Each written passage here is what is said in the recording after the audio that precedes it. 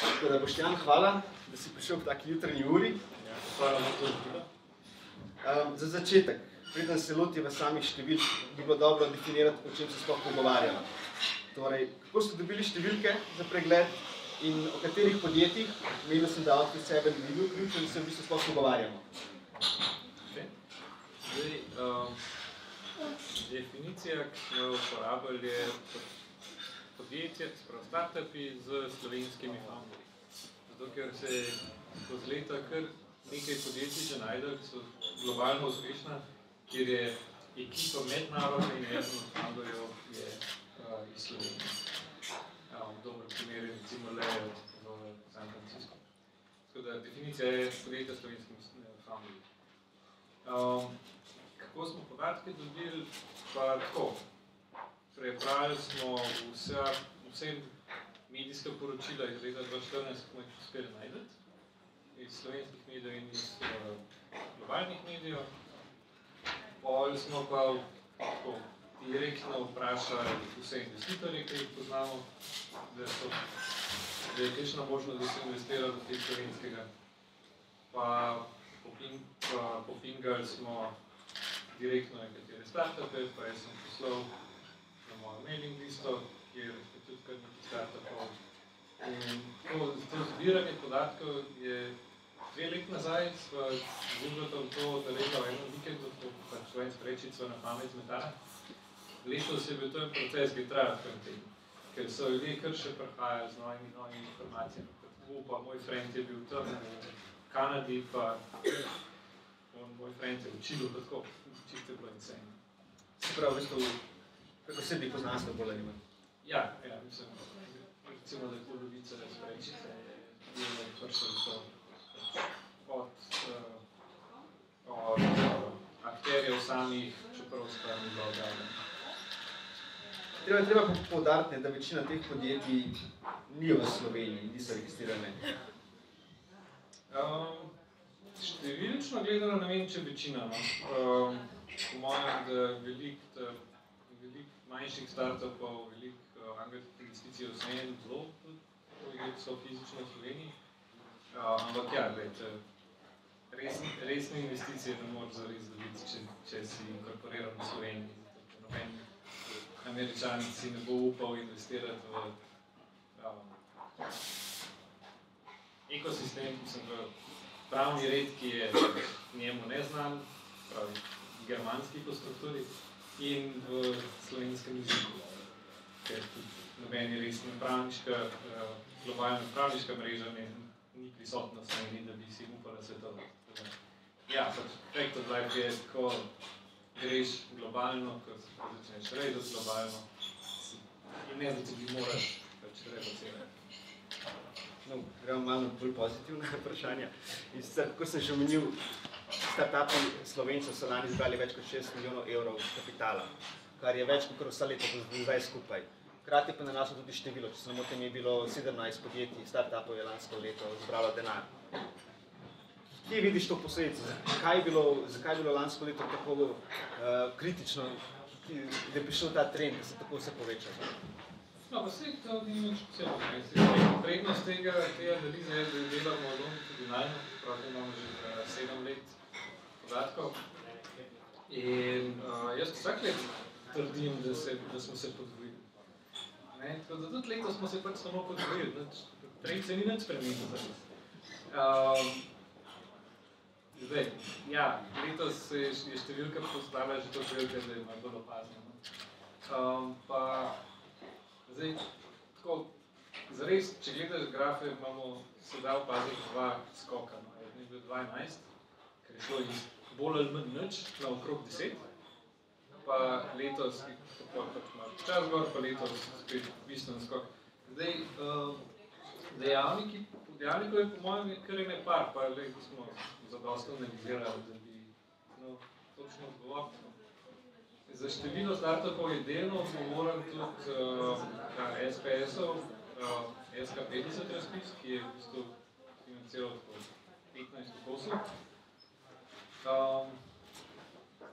Pa jaz mislim, da velik del je enostavno to, da je zrelost startupov v bistvu vedno večja.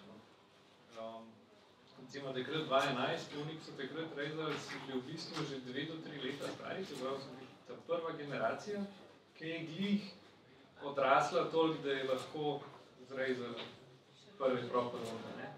Eni od teh so tudi follow-up Landscape, pa eni novi startupi so rezali Landscape, ki so pa v bistvu že drugi startup od istih founderjev. Tako, neka zrelost ekosistema se da videti s tega. Pa torej pojavlja se že serijski podjetnik. Ja, končno. Omenil si, da bi tudi vpliv državnega denarja. Če pogledamo analizo, odkje so bili veri financiranja, so startupi 93% sredstv dobili s strani tveganega kapitala, medtem ko je država prispevala 1%. A bi glede na te podatke rekel, da ima smisel, da država v tej obliki, torej prek raznih razpisov, pomaga startupom, ali bi mogla kaj drugega narediti, če sploh bi mogla država kaj narediti? Ja, jaz nisem se prav za to vprašanje, osebno verjamem, da je za podjetnike bolj, če pridobivajo kapital na trgu, ali od visijo, ali od svojih strank, ker na ta način rezajo na pravih predpostavkah. Ampak to, če se potrudim malo biti objektiven, lahko rečem, da je gled. Količina denarja, ki se država prispevala, se pač ne more primerjati z zasebnim kapitalom, po večini iz Amerike, ki je enostavno več na trgu. In si lahko prvoš veliko večje investicije in večja tvega. Država, denar, ki pride iz teh razpisov, je vseeno tako zmodeliran, da ne tvegajo veliko. Ampak ja, po drugi strani pa glej, so investirali mislim, da 25 ali skoraj 30% kompletne kohorte. Se pravi, arguably so opaznemu procentu podjetnikov dali neko možnost, da se začnejo razvijati. Kako si dobro razumel, v redu je, država ne pomaga, ampak v seed fazi? Ja, v začetni fazi je to čisto ok, zato ker s tem v bistvu znižujejo vstopni prag, popularizirajo, zaveščajo. Konkretni mehanizmi pa so boljši, slabši. Omenil si, da ima tudi kakovost samih projektov, da je izrasla. In še pred 2 letoma smo na raznih pitchih, dogodkih poslušali predvsem o raznih mobilnih aplikacijah, ki so bile predvsem kopije ameriških rešitev. Če pa zdaj pogledamo iz pregleda, pa vidimo, da so se zelo startupi osredotočili na dobičkonosne sektorje. Kar četrtina jih recimo se ukvarja z zdravstvom, ter z mediji, ker z mobilnostjo pa še polovica. A to mogoče pomeni, da smo končno tako dozoreli kot podjetniki, da vidimo, kje so prave poslovne priložnosti? Ja, mislim, na nek način zika. Ta health community je bil še kar presenečen na sred leta. Zato so pa tudi organizirali posebej dogodek, pa Green Book se je natisnil podpori parih sponzorjev. Tako da ta health tech se je dejansko formiral kot en pod-community, sam trase. Hardware je še tak zanimiv fenomen od Landscape, ki se je mogoče podoben trend, kot je bil mobile partner. Landscape so si predelali. Tako ali da več. To pričakujem, da bo hardware naslednji let, ker hardware je res težko dobro delati. Dozoreli kot podjetniki pa mogoče so samo končno prišli na sceno tudi podjetniki, ki so res podjetniki, ki niso kleteri. Sprav, da se je v bistvu samo ta moda startupov malo ugasnila in se ljudje nehali ukvarjati s tem kot lifestylom, kot enim čist racionalnim načinom, kako si prihod ustvarjaš. Na začetku sem te vprašal, kje vidiš trende, zakaj število startupov tako raste. Med drugim ste v pregledu ocenili, da večina startup podjetnikov spada v tako imenovano generacijo Y, da so stari med 25 in 35 let in tako imenovana izgubljena generacija. A je to mogoče posledica krize, zaradi tega, ker se zdaj že zadnjih 7 let nahajamo, temu pa ni sluč? Ne? Zdaj tako, za ta del, to ni bila analiza, to je bil tako gut feeling. Zato nimam pač podatkov, nisem šel vse funderje sprašovati, kaj je njihov letnik razlog, kaj so doma. Prav bi bilo to zanimivo. Ampak tako, poznam jih kar, več kot pol iz unega seznama jih poznam osebno in se mi zdi, da so, 30 plus minus 5 cel. In se mi pa to izpostavilo, zato sem bil njih lanski ene parkrat izvan neke debate, kjer se govorilo o tej izgubljeni generaciji, ker sploh ni bilo jasno, ker jaz nisem občutka, da je moja generacija izgubljena po današnjem način. In Klemen zdaj prvi dokaže, da dejansko te dve dela nek čist koristen granje, sam pač mogoče ljudje tega ne vejo. Zato, ker igrajo na globalnem trgu, ker se ne ukvarjajo z lokalnimi zdrahami. Kriza ne vem, če je imela kaj veze. Te ljudje so že skozi v svoji tehnici in delajo v bistvu vrhunske projekte. Sam ne plačajo se pometi. V pregledu so tudi poudarili, izpostavili ene par novih projektov, ki so lani izrasli v ekosistemu. Poleg samega, recimo, pospeševalnika, ustvarjalnika, ki prinesel start-upe v srednje šole, in že več kot tretjina slovenskih srednjih šol izvaja program podjetništva. Zakaj pa ste v bistvu dali to? Kaj je v bistvu vloga teh organizacij zdaj v start-up ekosistemu in zakaj so tako pomembne? Ker to so večinoma nevladne organizacije, ki niso povezane z državnimi sredstvi. Posebej sem jih izpostavil zato, ker lansko let se je res veliko tega zgodilo. 8 takih major gradnikov ekosistema, ki so praktično povsem zasebno financirani.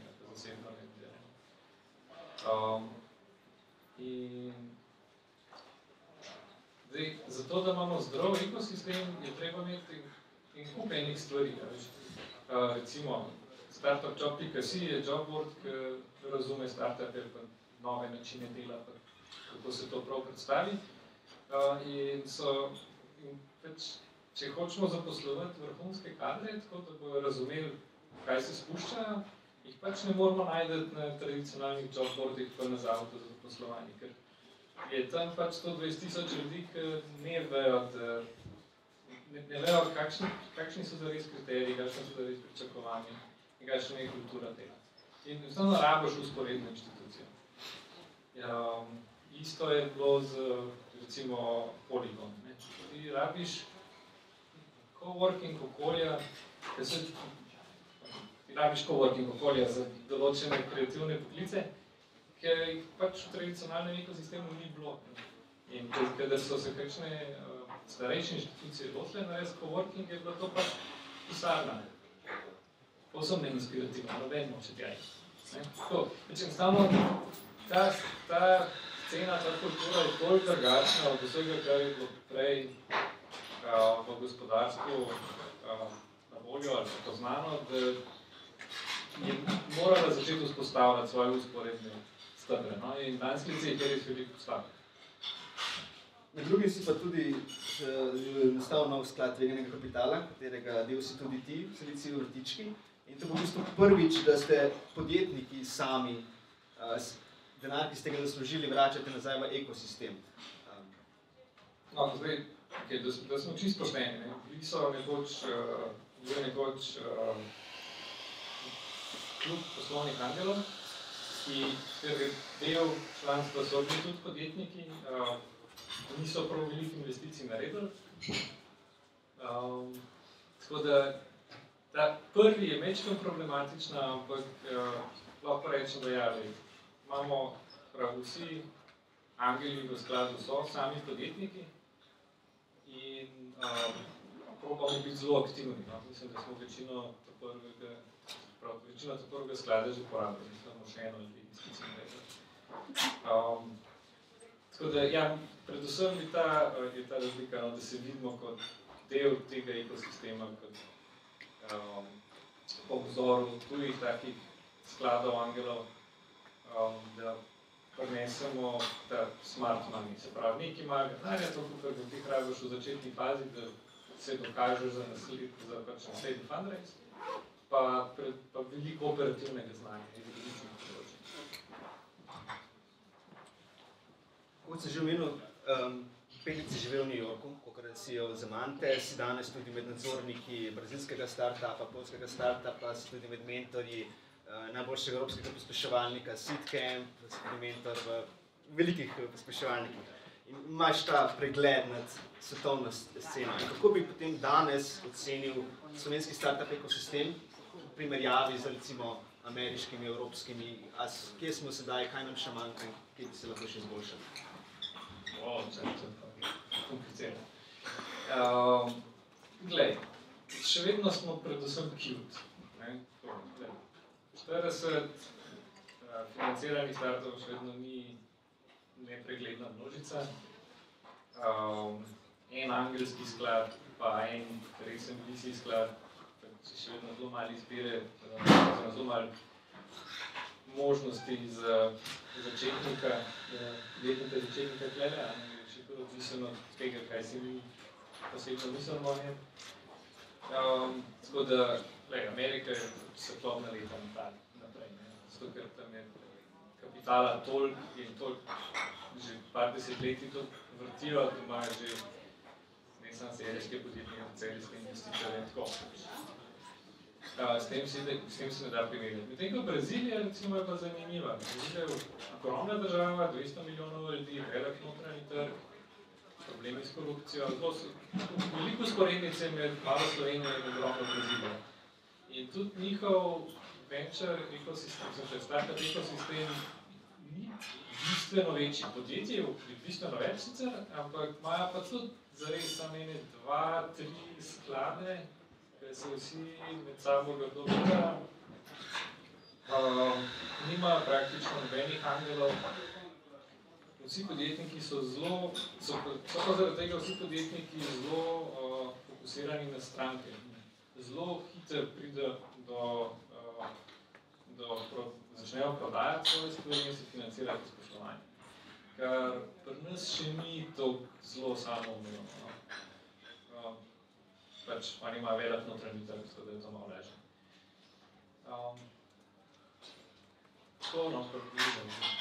Recimo, da smo tam z Brazilijo. Kaj pa Evropa, recimo?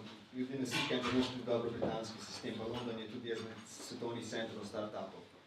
Ja, London se je odlepil. Zadnje 2 leti se je London odlepil od startupov.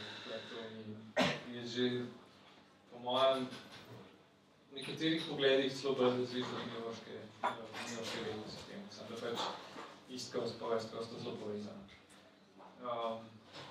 London je kar necej, ogromen ljudi, ogromen startupov, ki poskušajo failati, tako zelo tak zdrav cikl inovacij. Podjetniški pospeševalniki so danes pomemben del ekosistema. Glede na to, da si mentor tudi v tujih, pa velikokrat se pogovarjam s slovenskimi startupi, ki grejo v tuje pospeševalniki, da se mi zdi, da pravzaprav ne razumejo, kaj bodo tam dobili. Tako da, kako je pravzaprav vloga pospeševalnikov in kaj nudijo startupom? Pospeševalnik je ful dober izgovor, da gre za 3 mesece nekam drugam. Povprečen pospeševalnik pomeni, da te za 3 mesece preselijo vse, te brainwashajo 3 mesece z raznimi mentorji in strokovnjaki in na koncu pričakujejo, da boljš razumeš svoj go-to-market, kot na začetku. Relativno ustaljena forma, da eni so 6 mesecev, eni imajo manj mentorjev. Tako da ja, pospeševalnik je ful dober izgovor, da se za 3 mesece res fokusirajo, zato ker ko greš nekam od doma za 3 mesece, ker pustiš prtljago drugje, se res fokusiraš. Če samo to narediš, si res veliko naredil, zato ker se nikoli več ne boš mogel vrniti v star način razmišljanja. Forever ostaneš fokusiran, ker si pač naučil tega načina razmišljanja. Pa praktično vsi akceleratorji, na katere hodijo naši startupi, ki jih je res veliko, mislim, da jih imamo že skoraj 30. Vsi imajo zelo vrhunske ekipe mentorjev, ki so ponavadi kombinacija lokalnih mentorjev, pa nekaj gostov iz tipično Silicon Valleyja. In od onih ljudi se da res veliko naučiti.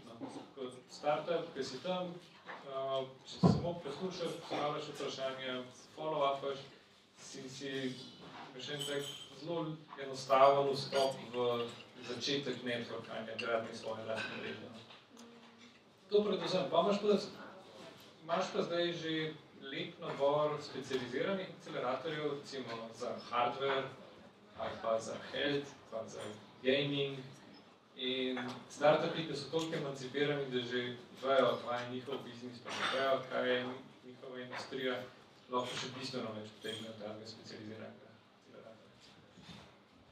Kaj bi ti v tem predlagal, da se gre v specializiran pospeševalnik ali recimo v nek zelo znan, ki je pa zelo dober network in zelo dobre mentorje? Če si hardware startup, je boljši po hardware akcelerator. Če si gaming startup, boljši po gaming akcelerator. Če si nek web servis, potem so vsi te neki generični akceleratorji optimalna izbira. Kakor si omenil, ponovadi trajajo te programi 3 mesece samo. Kako bi torej, kaj bi svetoval startupom, kako naj se pripravijo, da bodo te 3 mesece čim bolj izkoristili? V kakšni fazi ne pridejo tja in v bistvu, na kaj ne se osredotočajo v tem? Ni toliko simpel recepta, da ti ga zdaj recipiram, ampak tisto, kar pa moraš narediti od domače naloge, je pa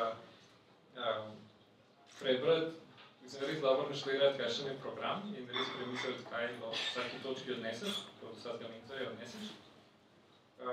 Se iti pogovoriti z vsemi, ki jih poznaš, ki so že bili v tistem akceleratorju ali pa kakšnem podobnem, pa slišati njihove izkušnje, ker tako se boš največ naučil.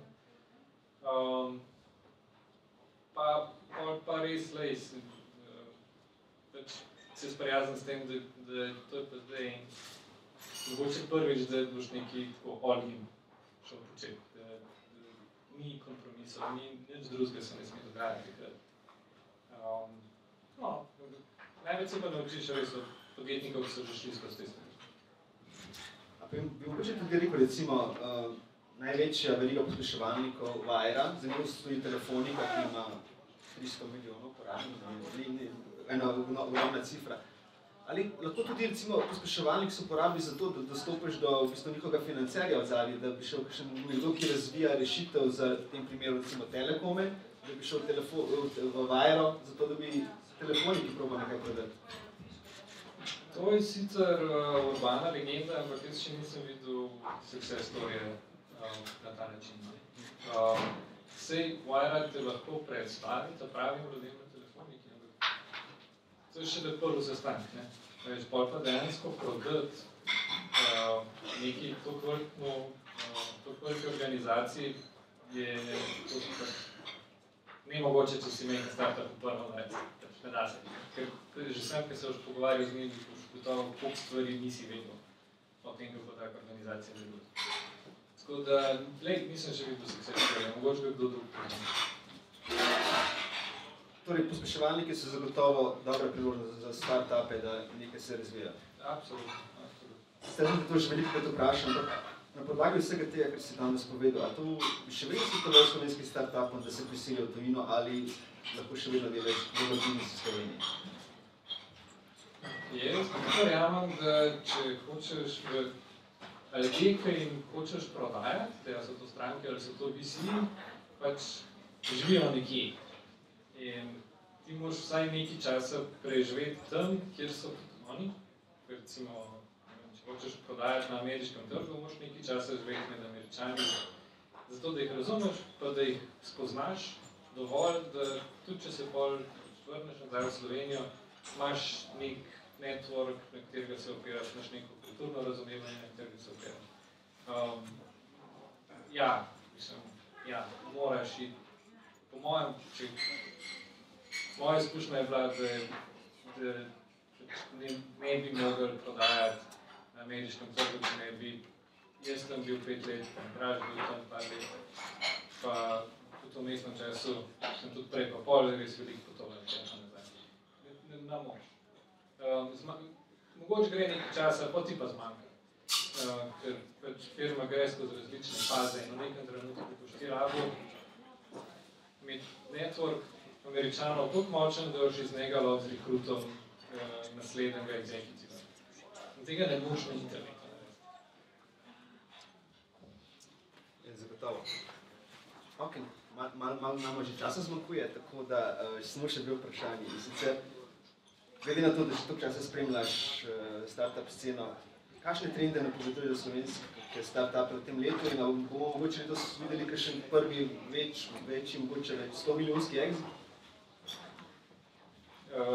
Exiti so take nepredvidljive živali, veš.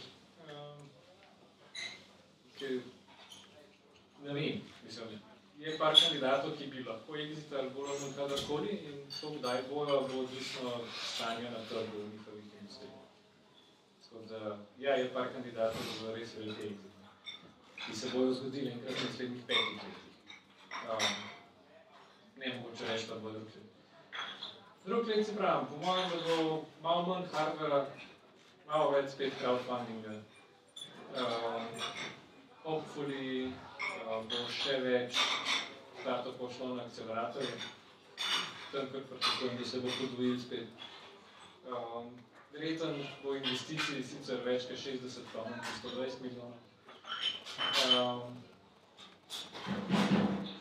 Toliko natančno lahko rečem, veš, pa je težko. Danes imamo zelo mlado publiko in za moje zadnje vprašanje je, glede na to, da verjetno so vsi prišli sem, ker jih mika podjetništvo in startupi, kaj bi jim svetoval? Je just do it, ne? Mislim, imaš idejo, greš in probaš in če ne rata, probaš naslednjo. Predvsem pa, ker to v tem procesu nisi sam, ne? Pač dvigan roko, postavljaj vprašanje, uči se okrog sebe. Pač taki eventi se v Ljubljani dogajajo v povprečju vsak dan, ne? Internet Weekly je lansko let naštel nekaj čez 400.